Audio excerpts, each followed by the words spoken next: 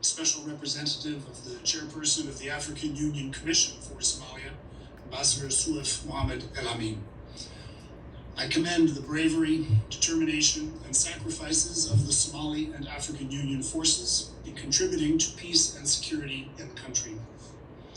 I congratulate Somalia on its election as a member of the Security Council for 2025-2026. This achievement demonstrates the progress Somalia has made over the past 3 decades in its journey from conflict to recovery. Mr. President, the federal government of Somalia continues to pursue its key national priorities, including the constitutional review process, the electoral framework, and the fight against Al-Shabaab. Between February and May, Somalia's federal parliament adopted constitutional amendments to the first 4 chapters of the 2012 Provisional Constitution, which cover, among other issues, the governance system and electoral framework, reaffirming the government's commitment to a one-person, one-vote electoral model. During the last National Consultative Council meeting, convened by His Excellency President Hassan Sheikh Mohamud from 14 to 17 May, and which was attended by the federal member states' leaders with the exception of Puntland, the leaders welcomed the amendments to the Provisional Constitution and encouraged the rapid adoption of related laws and regulations to facilitate the holding of one-person, one-vote elections. Some opposition figures and Puntland officials criticized the process and outcome, with Puntland's president announcing the state's withdrawal from the federal system pending negotiation of a comprehensive constitutional framework. Parliament is scheduled to consider the important enabling legislation for universal suffrage elections, as well as the next chapters of the Provisional Constitution during its summer session.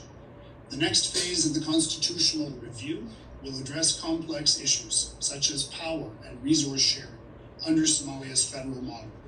Continued engagement of all stakeholders in an inclusive process will be critical to ensure broad-based consensus on these important state-building questions. I call on all Somali stakeholders to work together to resolve their differences and seek consensus. At the regional level, I remain concerned about the Ethiopia and Somaliland Memorandum of Understanding announced on January 1, which has created tensions in the Horn of Africa at a time when the region faces other crises. I recall that the Security Council has repeatedly affirmed respect for the sovereignty, territorial integrity, and unity of Somalia. I encourage Somalia and Ethiopia to resolve this matter peacefully in accordance with these principles as enshrined in the United Nations Charter and international law. Mr. President, security is a top priority for the government of Somalia, which continues to undertake multifaceted efforts to defeat Al-Shabaab. For its part, Al-Shabaab remains determined to continue terrorist attacks with little regard for the loss of civilian life. Protection of civilians must remain a key priority. I condemn these terrorist attacks and extend my condolences to the families of those killed. Are you suffering from sinusitis? Sinusitis? And extend my condolences to the families of those killed. While continuing efforts against Al-Shabaab, ATMIS has also drawn down in accordance with the planned transition of responsibilities to Somali security forces. Since June 2023, 5,000 ATMIS troops have left Somalia, and further reductions are planned in the coming weeks. The United Nations Support Office in Somalia, UNSOS, continues to provide logistical support to deployed ATMIS forces and to facilitate an orderly drawdown of departing forces. On post-2024 security planning, the federal government of Somalia and the African Union continue their discussions on the follow-on security arrangements for 2025. SRCC Suef will provide further details in his briefing. Financing remains a critical challenge, and I appeal to all partners to ensure predictable and sustainable financing for the follow-on arrangements, as well as the necessary resources for ATMIS, which continues to face critical funding shortfalls.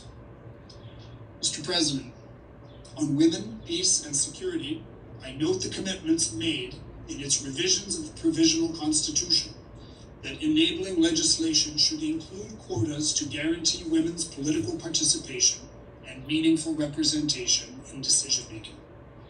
The United Nations will continue to provide technical assistance aimed at enabling a credible and transparent electoral process and to engage federal and member state governments on the importance of increasing and codifying women's political participation. I welcome the finalization by Parliament of the Bill of Rights, which has received presidential endorsement as part of the ongoing constitutional review process. Important guarantees on child rights and protection against female genital mutilation are included. I further welcome Galmudug State's enactment of the first law prohibiting all forms of female genital mutilation as a vital step towards the elimination of violence against women. Mr. President, the humanitarian situation in Somalia remains dire. While the number of people in need of assistance has reduced from 8.3 million in 2023 to 6.9 million in 2024, climatic events, insecurity, and disease outbreaks have continued to exacerbate humanitarian needs. More than 3.8 million people are displaced.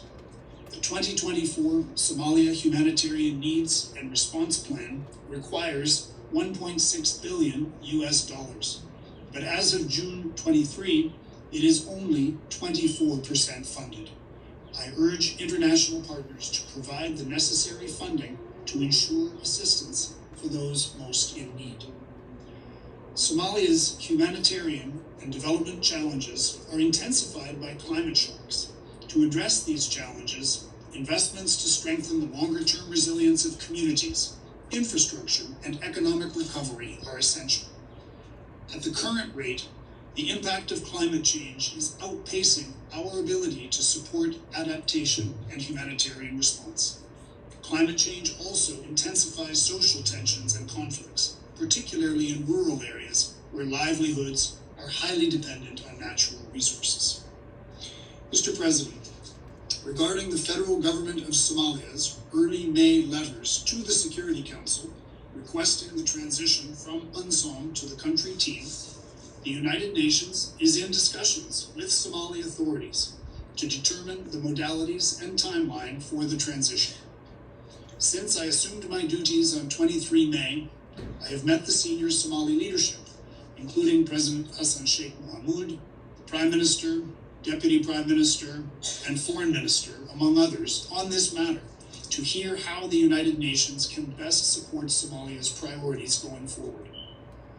All have indicated that they seek a collaborative process to ensure an orderly transition.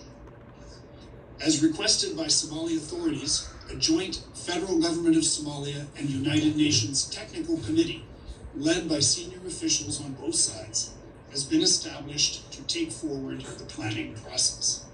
An initial meeting of the Joint Technical Committee was held on 22 June. While still in their early stages, discussions to date have been cordial and constructive.